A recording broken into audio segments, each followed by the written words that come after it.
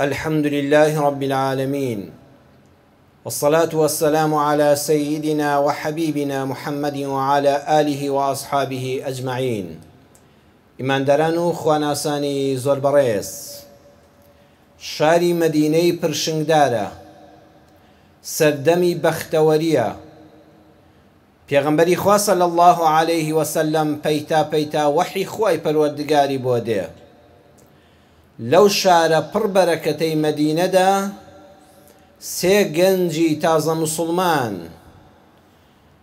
کە خێزانیان نییە و سەرەتایی تەمەنی گەنجەتیانە، سێ تازە مسلمانی دڵسۆزی دڵگەرم بۆ ئیسلام،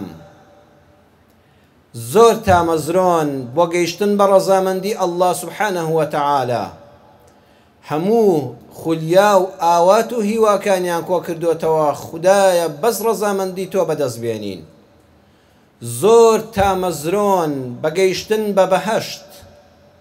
کاتێک کە پێغەمبەری خوا صلی الله عليه وسلم قورئانەکەی بۆ خوێندوونەوە و باسی بەهەشتی بۆ کردوون، بەڕاستی ئەم سێ گەنجە زۆر تامەزرۆ و شەیدای گەیشتنن بەو بەهەشتە نەبراوەیە. بۆیە بڕیار دەدەن بە هەر نرخێک بێ بگەین بە ڕەزامەندی ئەڵڵا سوبحانەه وتەعالا، بە هەر نرخێک بێ بگەین بە بەهەشت و بەهەشتەکەی خوای پەروەردگار بەدەست بێنین. بۆیە بیر دەکەنەوە چی بکەین، چ ڕێگایەک هەیە دەمانگەێنێ بە ڕەزامەندی خوا و بە بەهەشتی نەبراوە. ئەڵێن با بڕیار بدەین وەکو پێغەمبەر صلی الله عليه وسلم عیبادەت بکەین.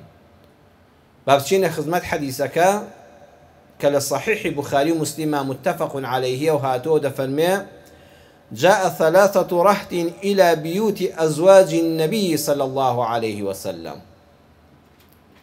سێ گەنج ڕوویان کردە ماڵی خێزانەکانی پێغەمبەر صلی الله عليه وسلم. بەڕێزان، ئەگەر فەرمودەی پێغەمبەرتان خوێندەوە صلی الله عليه وسلم، تکایە خۆ بپارێزن لەوەی وشە بە وشە بیکەن بە کوردی. ئەمڕۆ الحەمدولله دڵسۆزانی پێغەمبەر صلی الله عليه وسلم چەندەها خول دەکرێتەوە، چەندەها پێشبڕکەی لەبەرکردنی فەرمودە دەکرێتەوە، بەڵام داخی گرانم بە زۆری هەمووی وشە بە وشە دەکرێت بە کوردی کە فەرمودەیەکی پێغەمبەرت بیست صلی الله عليه وسلم بە دیاریەوە ڕابمێنە، لێی وردبەوە، لەسەر وشە بە وشەی بوەستە. دیقەتی وردی فەرمودەکە بدەن. ئەم سێ گەنجە بێ هاوسەرە بێ ماڵە ڕویان کردە کوێ؟ إلى بيوت أزواج النبي صلى الله عليه وسلم. ڕویان کردە ماڵی خێزانەکانی پێغەمبەری خوا صلی الله عليه وسلم. ئەمە پێمان دەڵێ ئەم سێ گەنجە زۆر زیرەک بوون. ئەمە سێ گەنجی کەودەنی کەم عەقڵ نەبوون، دوول لە ئەوان زۆر عاقڵ و ژیر و زیرەک بوون. بۆ لە کەسیان نەپرسی، نەچوون لە هیچ سەحابەیەکیان نەپرسی، چون ڕاستەوخۆ لە خێزانەکانی پێغەمبەریان پرسی صلی الله عليه وسلم. زیرەکیەکەیان لەکوێدایە؟ بەڕێزان، هیچ کەسێک وەکو ژن شارەزای مێردەکەی نییە. پیاو لە دەرەوە ئەوەی دەینوێنێ خۆ جوانکردن و موجامەلەیە، دوول لە پێغەمبەری خوا صلی الله عليه وسلم کە ماڵێ و دەرێ هەمووی وەکو یەک بووە. بەڵام پیاو بەگشتی غەیری پێغەمبەری لێ دەرچێ و سەحابەی لێ دەرچێ، ئەوەی تری لە دەرەوە ناچاری موجامەلەی خەڵک بکەی، کردارەکانی خۆت جوانکەی، خۆت جوان بنوێنی. بەڵام ڕووی ڕاستەقینەی هەموو مرۆڤێک لە ماڵەکەی خۆیەوە لەگەڵ خێزانەکەی خوا دەرەکەوێت. بۆیە ئەم سێ گەنجە زیرەکە ژیرە ڕاستەوخۆ ڕویان کردە خزمەت خێزانەکانی پێغەمبەر صلی الله عليه وسلم. يسألون عن عبادة النبي صلى الله عليه وسلم. دیسان زیرەکیان لە چیا دەرەکەوێت؟ يسألون، پرسیاریان لە دایکانی ئیماندار لە خێزانە بەڕێزەکانی پێغەمبەر صلی الله عليه وسلم دەربارەی چی؟ عن عبادة النبي صلى الله عليه وسلم. ئەمان ئیشیان بە ئەمەیە، ئیشیان بە عیبادەت و خواپەرستیەکەی پێغەمبەرە صلی الله عليه وسلم. بۆیە ئینسانی زیرەک ئەگەر ئیشی بە شتێک بوو تەنها پرسیار لەو بابەتەدا دەکات، نەچوون بڵێن ئەرێ پێغەمبەری خوا صلی الله عليه وسلم چی دەخوات، چی لەبەر دەکات، چۆن لەگەڵ هاوسەری قسە دەکات. ئەمان ئیشیان بەمە نییە. پرسیاریان لەو خاڵە جەوهەریە کرد کە ئیشیان پێیەتی کە عیبادەتی نەبیە صلی الله عليه وسلم. فلما أخبروا دیسان وردی حەدیسەکە تەماشاکەن. فلما أخبروا خێزانەکانی پێغەمبەر صلی الله عليه وسلم هاتن عیبادەتەکەی پێغەمبەر صلی الله عليه وسلم چۆنە وەکو خۆی بەم سێگەنجاوت چۆن عیبادەت دەکا پیانوتن. دڵسۆزی بۆ پێغەمبەر صلی الله عليه وسلم ئەوەیە چۆنی عیبادەت کردووە تۆش ئاوا بیکە وەلێی زیاد و کەم مەکە بە ناوی دڵسۆزیەوە تۆش ئاوا بیگەیەنە بە خەڵک. خێزانەکانی نەهاتن زیادی کەن لێی چۆنیان بینی بوو ئاوا وەکو خۆی بەم سێگەنجاوت.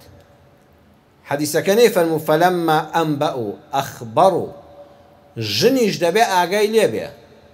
جاری وایە خێزانی بەڕێزت هی ئەم کاکەیەم هی ئەو برایە هی بەڕێزت کە بینەری ئەم وتارەی کەسێ پرسیار لە بارودۆخی مێردەکەی دەکا لە بابەتێکە کە چی ژنەکە دەچێ هەموو ئەسڕاڕی ماڵەکەی بۆ هەڵدەڕێژێ. خێزانی پێغەمبەر صلی الله عليه وسلم وان نەبوون.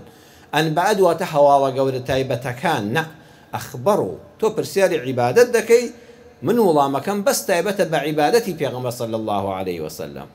ئەوەش زیرەکی خێزانەکانی پێغەمبەر دەردەخات صلی الله عليه وسلم کە گوێبیست بوون کەئەنەهم تەقالوها وەکو بەلانەوە کەم بێ وەقالوا هەرسێکیان ڕوویان لە یەک کرد و سەیری یەکتریان کرد و گفتوگۆیەکیان کرد. لەمیانی گفتوگۆیەکە وتیان أين نحن من النبي صلى الله عليه وسلم وقد غفر له ما تقدم من ذنبه وما تأخر. کاکە ئێمە لەکوێ و پێغەمبەری خوا صلی الله عليه وسلم لەکوێ؟ آخر ئەگەر پێغەمبەر صلی الله عليه وسلم هەر ئەمەندە عیبادەتەی کە خێزانەکانی باسییان کرد کردبێتی کە هەروایە و ڕاست و دروستە ئەوە کەمە. بەڵام بۆیە ئەوەندەی کردووە چونکە خوا لە گوناهی ڕابردوو داهاتووی خۆش بووە. ئێمە لەکوێ و ئەو زاتە پایە بەرزە لەکوێ؟ بەڕێزان ئەم سێگەنجە لەم دەقەی فەرموودەکەوە دوو خاڵی پێوتین. یەکەمیان ئەمانە زۆر زیرەک بوون وتیان پێغەمبەر صلی الله عليه وسلم خدا لێی خۆش بووە بۆیە ئەمەندە عیبادەتە کەمەی کردووە بەلای ئەوانەوە کە بە حیساب کەمە. دووەمیشیان ئەم سێگەنجە زۆر بە ئەدەب بوون بەرامبەر بە پێغەمبەر صلی الله عليه وسلم وتیان ئەوە پێغەمبەری خوایە. ئەین نحن من النبی ئەین نحن من النبي أين نحن من النبي إيما لشيو بيغمبري خوا صلى الله عليه وسلم لشيو زور زيرك زور بأدبون وتيان أوق عبادة بو بيغمبري خوا أو اند بسا بلان بو إيما بخوا كما بلان مروف ليرد هذا حلو يستيقين شن زيرك بي شن بأدبي لخدمة خوا بيغمبري صلى الله عليه وسلم چەندە دڵسۆز و خواویست و تامەزرۆی بەهەشت بی دوو ڕێگال لەبەردەمایە. دوو ڕێگال لەبەردەمایە. یەکەمیان گەڕانەوە بۆ قورئان بزانین خوا لە کەلامەکەی خۆیدا چیمان پێ دەڵێ و گەڕانەوە بۆ ڕێبازەکەی پێغەمبەر صلی الله عليه وسلم کە قورئانە بە کردار جێبەجێ کردووە. دووەمیان خۆت بڕیار بدەی خۆت بڕیار بدەی و ڕێباز بۆ خۆت دیاری بکەی بڵێ من دەمەوێت ئاوا بگەم بەخوا و ئاوا بگەم بە بەهەشتی بەرین خۆت دیاریکەی بۆ خۆت. ئەم سێگەنجە هەرچەند زیرەک بوون بەخوا زۆر دڵسۆز بوون زۆر خوا و پێغەمبەریان صلی الله عليه وسلم خۆش دەوی زۆر تامەزرۆی بەهەشت بوون. بەڵام بەداخەوە ڕێگای دووەمیان هەڵبژارد نەگەڕانەوە خزمەت قورئان خۆیان بڕیاریاندا کە چۆن بگەن بە ڕەزامەندی خوا و چۆن بەهەشت بەدەست بێنن لە ڕێی عیبادەتێکی دیاری کراوەوە. یەکەم گەنجیان بڕیاری خۆیدا وتی من بیرم کردوێتەوە ئەما ئەنا فەئوصەلی اللەیلە ئەبەدا من وعد و بەڵێم بێ لەگەڵ خوای خۆمدا تا ئەو ڕۆژەی دەمرم شەو حتا بەیانی ساڵ 12 مانگ بە خەبەر بم و سرم نەچێتە سەرسەرین و بەردەوام شەو نوێش بکەم. بەڕێزان دڵسۆزن بەڵام بەلاڕێدا چوون. گەنجی یەکەمیان عیبادەتێکی هەڵبژارد کە واقعەن ئینسان دەگەیەنێ بەخوا و دەیگەیەنێ بە بەهەشت. بۆیە ئوسەلی اللەیل شتێکی چاکە حتا ئێرە عیبی نییە شەو نوێژ کاری مەردانی خواپەرست و خواویستە، کاری جوامێرانە و بە هەموو کەس ناکرێ، پاڵەوانی دەوێ. بەڵام لە شوێتێکیدا بە یەک وشە ئەبەدا هەتایە هەموو شەوەیە ساڵ 12 مانگ لە ئێوارەوە حتا بانگی بەیانی نابێ بخەوم. چونکە بەڕێزان ئینسان ئەگەر شەو حتا بەیانی بە خەبەر بێ و لەسەر بەرماڵ بێ و خەریکی شەو نوێژ بێ، ئەمە پێمان دەڵێ یەکەم بە ڕۆژ دەبێ بەس خەوتوو بێ. ئێخۆ تۆ ڕۆبۆت نی، تەحمل ناکەی، بە ڕۆژ بەس خەوتون.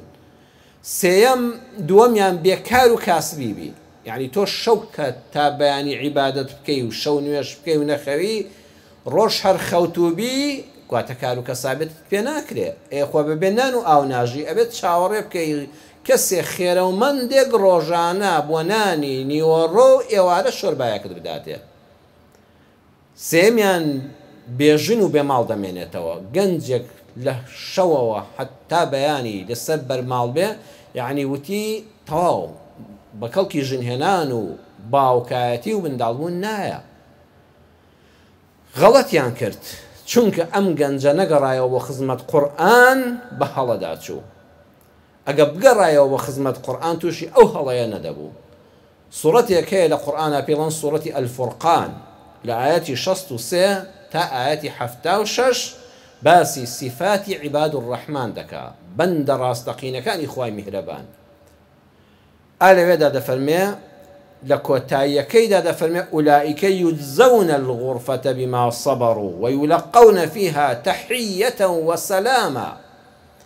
هەر کەسێ ئەم 15 خەسڵەتەی تێدا بن کە لە عیباد الرحماندا هەیە، یەقینی هەبێ ئولائیکە ئەو کەسانە کە ئەو سیفاتانەیان تێدایە کە لە ئاەتەکانە باسکراوە لە 63 تا 76 سوورەتی ئەلفورقان، ئەوانە یجزەون الغورفەتە، ئەوانە پاداشتیان دەدرێتەوە بە بەهەشتێک کە باڵەخانەکانی زۆر بەرزن.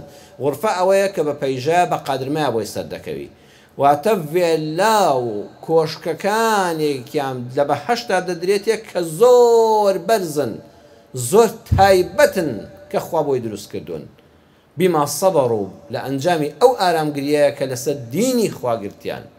ویولەقەونە فیها تەحیەتە وەسەلامە، لەلایەن ئەڵڵاهوە سوبحانەه وتەعالە و لەلایەن فریشتەکانەوە بەردەوام دوو موژدەیان دەدرێتێ. تەحیەتەن پێیان دەوترێ ئێوە بە هەمیشەی زیندون لە بەهەشتا، وەسەلامەن مژدەشتان لێبێ هەمیشە دڵخۆش و ساغ و سەلامەتن، بە حەیاتی خەم و خەفەت و مەراق و ئازاری جەستەی و دەرونی و نەخۆشیتان توش نابێ، و قەتیش ئەم شوێنە بەجێ ناهێڵن، هەمیشە تیا دەمێننەوە. بەردەوام خوا و فریشتەکان ئەو مژدەیان لە بەهەشتا دەدەنێ. جاخوا دەفەرمێت چەند ڕەوشتێکیان هەیە، یەکێ لەوانە شەو نوێژە، والذینە یەبیتونە لڕەبیهم سوجەدە وەقیامە. هەر کەسێ دەیەوێ بگاتە ئەو بەهەشتا، با شەوگار بە وەستاوی و بە سوزدەبردن لە حزوری پەروەردگارە بەسەر بەرێ. شەوگاردانانیشێ بە دیار فەیسبوک و کۆمنت و لایک بۆ ئەم و ئەو باس و غیبەت و ئەم و ئەوەوە، نا، شەوگار بەسەر دەبان. جەبەڕێزان عولەمایان هێندێ فەرموویانە قیامەن ئەوەیە مادام بۆ ڕەزامەندی خوایە قوتابیەک لە کۆلێجی شەریعەیە، لە کۆلێجی ئەندازیاریە، لە کۆلێجی پزیشکیە، لە کۆلێجی یاسایە، دەیەوێت لە ڕێگەی پیشەکەیەوە خزمەتی دینی خوای پەروەردگار بکە، لە ڕێگەی ئەم پیشەیەوە بانگخواز بێ، لە ڕێگەی ئەم پیشەیەوە خزمەتی مسلمانان و دینی ئیسلام بکە و ئیسلام بەرێتە پێشەوە. واللهی سەعیکردنی دەرسەکان لە نیوەی شەواندا وەکو شەو نوێژەکە حیسابە. هەروەها ئەوانەی کە لە سوزدەیان واتە شەو نوێژەکە دەکەن کە نوێژ یعنی سوزدەبردن بۆ خوای پەروەردگار. بەڵام بەڕێزان، ئایا خوا فەرمووی عیباد الرحمن کە جێگان ئەم کۆشکە باڵانەی بەهەشتە بەس شەو نوێژ دەکەن؟ نانا، لەگەڵ یا لە پێش شەو نوێژەکەەوە خوا فەرمووی الذين يمشون على الأرض هونا وإذا خاطبهم الجاهلون قالوا سلاما. ئەوانەی کە ئەهلی شەو نوێژن پێش شەو نوێژەکە لە ڕۆژدا يمشون على الأرض، بەردەوام دەگەڕێن، يمشون یعنی بەردەوام لە گەڕان و سوڕانن بەسەر زەویدا. کەسابەت دەکەن، ئەچنە بازار، ئەچنە فەرمانگە، ئەچنە شوێنی خزمەتکردن و بەدەستێنانی بژێوی ژیان، کەواتە یەمشون. چونکە ئینسان ئەگەر شەو تا بەیانی لەسەر بەرماڵ بێ و قەت نەخەوێ خۆ بە ڕۆژ قاج ناگرێ. ئاەتەکە پێیوتین بەشێک لە شەوانیان بە شەو نوێژەوە خەریکن، بەڵام وەکو ئەم کەسەی وتی ئەبەدە نین شەو تا بەیانی نەخەوم و ساڵ 12 مانگ ئاوا بم. نەخێر، ئیسراحەتیش دەکەن، شوو بەجەستەشیان دەدەن، چونکە ڕۆژ یەمشون دەگەڕێن بەسەر زەویدا و بژێوی حەڵاڵ و کەسابەتی حەڵاڵ بەدەستدێنن. ئەمانە کاتێک کە تووشی خەڵکیش دەبن تووڕە نین، چونکە ئینسان شەو کە تا بەیانی نەخەوت بڕواتان هەبێت لە ڕۆژە عەسەبی دەبێت. ئینسانە گۆرە خۆت تاقیب بکەوە 2-3 شەو حتا بەیانی مەخەوە لە ڕۆژە لە خۆوە عەسەبیەت و تووڕەیی ڕوو تێدەکا. خوا دەفەرمێ ئەهلی شەو نوێژ یەکێ لە سیفاتیان ئەوەیە وإذا خاطبهم الجاهلون قالوا سلاما. کەسانی بارقوڵن، نەک شەڕ بە خەڵک نافرۆشن. ئەگەر ئینسانی جاهیل و کەودەن و نەفام و دەم شەڕیش قسەی لەگەڵکردن دڵی ئازاردان قالوا سلاما، ئەڵێن بەخوا ئێمە بەرنامەی خۆمان بۆ تۆ تێک نادەین، تۆ قسەی کاڵ و تاڵمان پێ بڵێ، ئێمە هەر زمانمان شیرینە و هەرگیز شەڕی تۆ ناکڕین و شەڕیشت پێ نافرۆشین، ئێمە تەنها سەلام و ئاشتیمان پێیە. بەڕێزان چاوەڕ لێ قورئانەکە چەند بە جوانی بۆمان باس دەکا. پێمان دەڵێ ئەوانەی ئیسلام خوازن، ئەوانەی دەیانەوێت بەڕاستی دڵسۆزی ئەم ئیسلامە بن، ئەوانەی دەیانەوێت خودای گەورە سوبحانەه وتەعالە لیان ڕازی بێ، ئەوانەی دەیانەوێت بگەن بە بەهەشت، نابێ وابزانن بەس بە شەو نوێژ دەگەن، ئەبێت لەگەڵ شەو نوێژەکەشە زمانت شیرین بێ، ئەبێت لەگەڵ شەو نوێژەکەشە بەهێمنی بەسەر زەویدا بڕۆی، لە کاتی ڕۆیشتن بە پێ یان بە ئۆتۆمبیلەکەت لەسەر شەقامە هەونە زۆر سالار و سەنگین و بە پێی یاسا ڕۆیشتوو و خەڵکی ئیزعاج ناکەن و نابنە بارگرانی بۆ سەر ئەو کەسانی کە لەگەڵیانە لە ڕێگادا هاوڕێگان یان ئۆتۆمبیلیان پێ و لە شەقامە لەگەڵ یانە دەڕۆن، بارگرانیان بۆ کەس نییە، هێمن و سالار و سەنگینن. جێگەی داخە کەسانێک هەن دڵسۆزن بۆ ئیسلام، کەسانێک هەن بەڕاستی دڵیان دەکڵێ بۆ ئیسلام وەکو ئەم گەنجانە، بەڵام چونکە ناگەڕێنەوە بۆ خزمەت قورئان بە هەڵەدا دەچن. گەنجی یەکەم ڕێبازێک کە هەڵی بژارد هەڵە بوو، چونکە نەگەڕایەوە خزمەت قورئانەکە، وتی بەس تەنها ئیسلام شەو نوێژە، من بەس شەو نوێژ دەکەم ئەبەدا هەمیشە تەواوی ژیانم، ئیتر کەواتە واز لە کەسابەت دێنم، واز لە ئیسراحەت دێنم، واز لە ژنهێنان و منداڵبوون و باوکایەتی دێنم، نەگەڕایەوە خزمەت قورئانەکە کە لەگەڵ شەو نوێژەکە لە سوڕەتی فورقانە عەرزم کردن ئەمانەشی تێدایە. کوردستانی ئێمەش زۆر جار خەڵکی دڵسۆزمان زۆرە بەڕێزان، بەڵام بەداخەوە ناگەڕێتەوە خزمەت قورئان. لە کتێبێکە بە ناونیشانی ئەدەبی گاڵتەوگەب، کاریگەری ئیسلام لەسەر ئەدەبی گاڵتەوگەب، مامۆستا و ڕۆژنامەنووس و نووسەری ناودار مامۆستا تۆفیق کەریم کە ئەو کتێبەی نووسیوە لە لاپەڕەی 185دا بەسەرهاتێکی واقعی ئەم شاری هەولێرە باز دەکات. مامۆستا تۆفیق دەڵێ یەکێک لە کەناڵە ئیسلامیەکان مامۆستایەک پەیوەندی بە بەڕێوەبەری کەناڵەکەەوە دەکا و پێی دەڵێ مامۆستا فڵان کەس بۆچی هەر فڵان کەس و فڵان کەس و فڵان کەس وتاریان بڵاو دەکرێتەوە، ئەی بۆ نایەنە مزگەوتەکەی منیش و مایکەکەتان نایە وتارێکی ڕۆژی هەینیم بگوازنەوە. بەڕێوەبەری کەناڵ پێی دەڵێ مامۆستا تۆ زۆر هێرش دەکەیتە سەر خەڵکی، لە بواری ڕاگەیاندنی شەیەمە ناوێرین ئەو وتارانە بڵاو بکەینەوە، چونکە دواتر داوامان لەسەر قەید دەکەن و کەناڵەکەمان سزا دەدرێت. مامۆستا دەڵێت تۆ ئێوە ئەم جومعەیە وەرن دڵنیا بن من هێرش ناکەمە سەر هیچ کەسێک. ئەڵەن زۆر باشە. مایکی کەناڵ دەچێ و لە بەردەمی مامۆستادا دەندرێ و وێنەگرتن دەست پێ دەکا و مامۆستا دەسەر مینبەر و خوتبە دەست پێ دەکا. چارەی یەکەم بە جوانی دەڕوە. بەڵام مامۆستا عادەتی خۆیەتی بە حیساب زۆر دڵسۆزە بۆ ئیسلام، ئەبێ ئیلا هەموو جومعەیەک هەندێک قسە بە خەڵک هەر بڵێ، بیر دەکاتەوە کەسی دەست ناکەوێت قسەی پێ بڵێ، دەڵێ وەڵڵاهی ئەوە دەمێشکی خواڵە باشترین شت ئەوەیە باسی ڕیاڵ و بەرشەلۆنە بکەم. ئەڵە خەڵکینە وریای گەنجەکانتان بن، وریای ڕۆڵەکانتان بن. ئێستا ئەم ریال مەدرید و بەرشەلۆنە پەیدا بووە، ئەوە دینتان لە ناو دەبا، ئەوە ژیانتان لە ناو دەبا. ڕەبی ئەو بەرشەلۆنە و ریال مەدریدە خوا ڕیسوای دنیا و خیامەتیان کە. ئەوانە هەموو بەدفەساڵن، بەدکردارن، ئتدا دەبەزێتە سەرەوانە. بەڕێوەبەری کە نادڵێ هێشتا ئەمە باشترەمە، چونکە لە کوردستانانیە زۆر لەسەر ئێمە ناکەوێت کابرا لە ریال مەدرید و بەرشەلۆنە نادەعوا لەسەر مامۆستا و کەناڵ قەیدکە. لەوە تێدەپەڕێ ئەڵێ لەوەش خەتەرتر هەیە، دوژمن گەیشتوتە ناو ماڵی خۆمان، کۆمپانیایەکەیە ڕۆژمێرێکی دەرکردووە، جا پێم دەڵێن مامۆستا ناوی مەهێنە، وەڵڵا بم کوژن ناوی دێنم، کۆمپانیای فڵان کەس ڕۆژمێری دەرکردو ئاەتێکی قورئان و بیسمیلای لەسەرەوە نووسیوە. ئەوە سوکاتێ بە قورئان دەکرێت لەم شارەدا، چونکە دوای ئەو ڕۆژنامەیە ئەو ڕۆژمێرە فرێ دەدرێ، یعنی ئاەتی قورئانتان خستە ژێر پێوە. یا ڕەبی خوا ئەو کەناڵە ئەو کۆمپانیایە و خاوەنەکەی ڕیسواکە و بە ناخی زەویدا وەکو قاڕون بیباتە خوارەوە. خەڵکیش هەموو دڵان ئامین. بەڕێوەباری کەناڵیش کۆمپانیاکە دەناسڵە بۆ خوا توش بووین، تەلەوە کەناڵی ئێمە ئەم وتارە بڵاو بکاتەوە لەسەر ئێمەش دەکەوێت. دوای تەواوبوونی وتار بەڕێوەبەری کەناڵەکە کە بۆ مامۆستا تۆفیقی جێراوەتەوە ناوەکەی تێدایە لەو کتێبە لە لاپەڕە 185 خۆتان دەتوانن تەماشایکەن. پێویست بەوە ناکەن ناوی کەناڵ و بەڕێوەبەرەکە بڵێم. لە ناو کتێبەکەدا لە لاپەڕی 185 هەمووی تێدایە.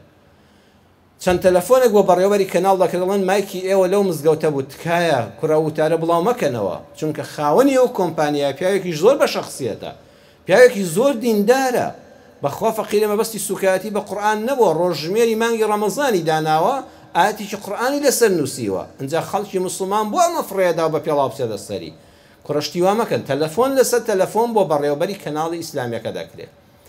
دوا تەلەفۆن بەڕێوەبەری کەناڵ دڵێ مامۆستا بۆ خۆی بوو، وتی مامۆستا فڵان کە زوتم بەڵێ، وتی بە قوربان وتارەکەم بڵاو مەکەنەوە.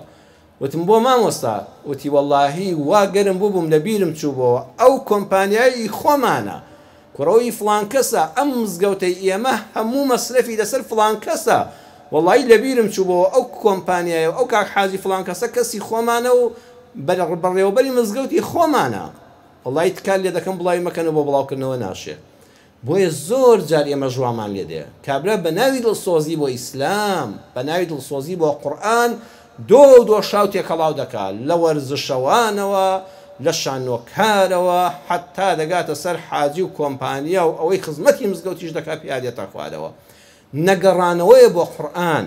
بۆیە بەڕێزان گرفتی هەموو ئێمە لە مەلای مزگەوتەوە، لە وتار خوێنی مزگەوتەکانمانەوە تا خواپەرستەکانمان، تا ئەهلی بازارمان، تا ئەهلی سیاسەت و ئیدارە و وڵاتمان، هەموو گرفتە گەورەکەمان و نەهامەتیەکانمان نەگەڕانەوەیە بۆ قورئان. دوو ڕێگال لەبەرایە، یان خۆت بڕیار دەدەی وەکو ئەو گەنجە کە بڕیاریدا و هەڵەی کرد، یان دەبێ بگەڕیتەوە خزمەت قورئان. قورئان چۆنم ئاراستە دەکا؟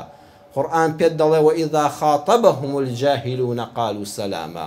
ئێمەی ئەهلی خواپەرستی و بەهەژدویست و شەیدای ڕەزامەندی خوا کە لە شەوا بێدارین، بەرهەمەکەمان لە ڕۆژا دیارە، لە ڕۆژە نەقسە بە خەڵک ناڵێن. ئەگەر خاتەبەهم الجاهلون نەفام و نەزانەکانیش قسەمان پێ بڵێن، ئێمە سەلامە، ئێمە دەمی خۆمانیان ناخەینە دەمەوە، ئێمە بە هەمان ڕبە ناپێوین کە ئەوان پێی دەپێون، ئێمە خۆمان ناهێنینە ئاستی کەسایانی کەس نزمە و کە پەروەردەکراوی ئیسلام نین.